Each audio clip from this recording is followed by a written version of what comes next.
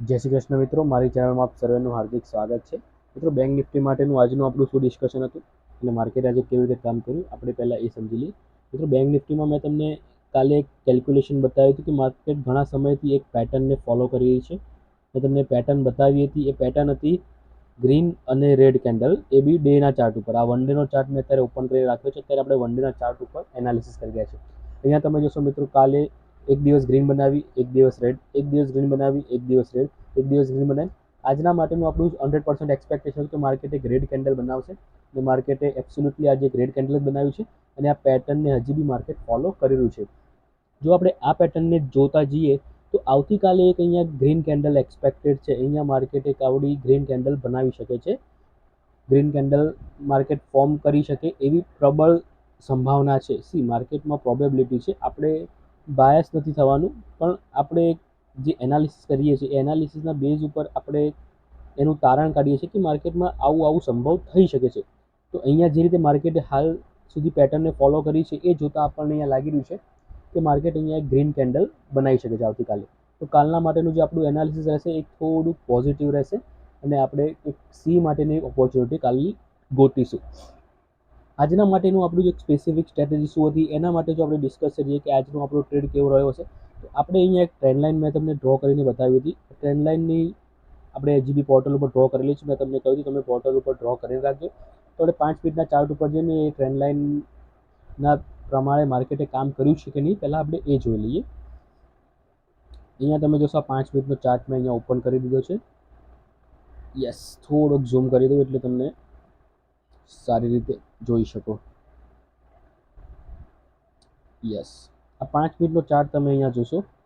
માર્કેટમાં આજનું જે ફર્સ્ટ કેન્ડલ ઓપનિંગ હતી, આજે માર્કેટ હળવું ગેપડાઉન ઓપન થયું.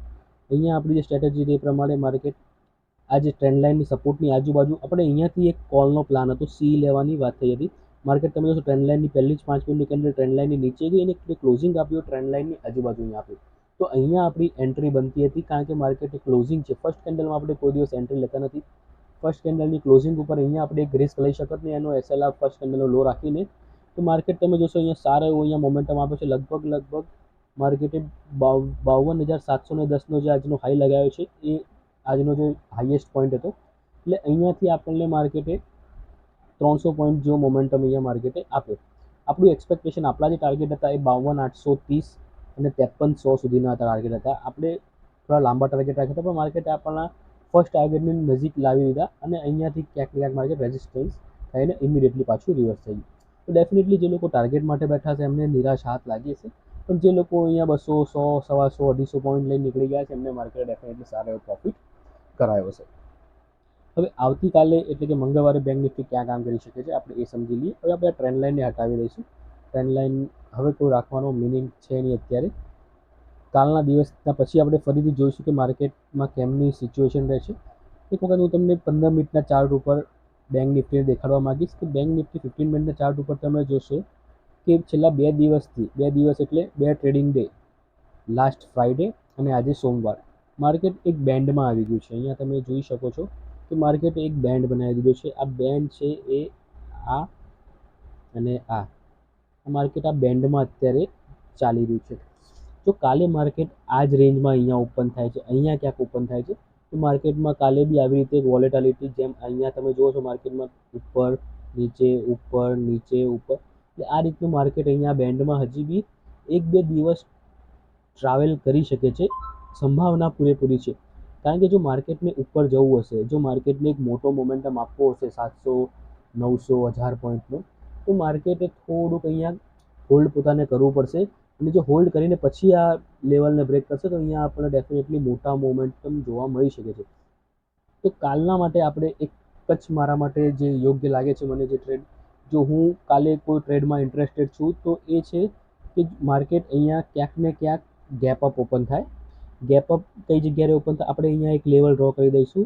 આ જે પોઈન્ટ છે અહીંયા આપણે એક પોઈન્ટ બનાવી દઈશું 52,730, 52,730નું એક લેવલ નીચે બનાવી દઈશું. અને અહીંયા નીચેની સાઈડ આજનો જે લો છે એ 52,246, 52,246, 52,246નું નીચેનું લેવલ ને ઉપર 52,730.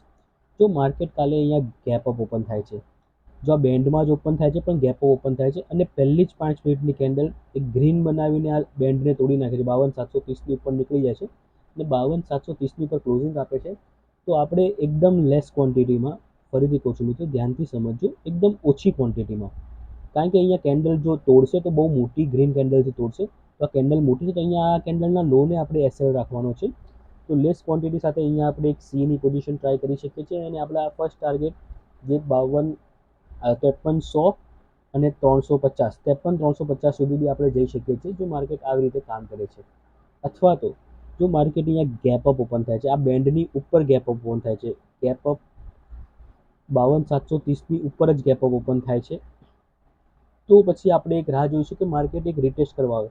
માની લો માર્કેટ અહીંયા ઓપન થયું તો પહેલી કેન્ડલ અહીંયા રિટેસ્ટ કરવા આવે અને રિટેસ્ટ કરીને જો પહેલી કેન્ડલ ક્લોઝિંગ ક્યાંક ને ક્યાંક 52,730ની ઉપર ક્લોઝિંગ આપે છે, તો બી તમે સીની પોઝિશન લઈ શકો છો અને તમને આ ટાર્ગેટ્સ મળી શકે છે. તો કાલના માટે મારા માટે આ એક જ ટ્રેડ સૌથી સારું એવું લાગે છે. અધરવાઇઝ માર્કેટ જો ગેપ ડાઉન ઓપન થશે, ફ્લેટ ઓપન થશે, તો માર્કેટમાં એક વોલેટાલિટી દેખાઈ શકે છે. તો આશા રાખું છું મિત્રો આજનું એનાલિસિસ તમને ગમશે. વિડીયો ગમે તો ચોક્કસ તેને લાઇક કરજો, ચેનલ સબસ્ક્રાઇબ કરજો. Thank you. જય શ્રી કૃષ્ણ.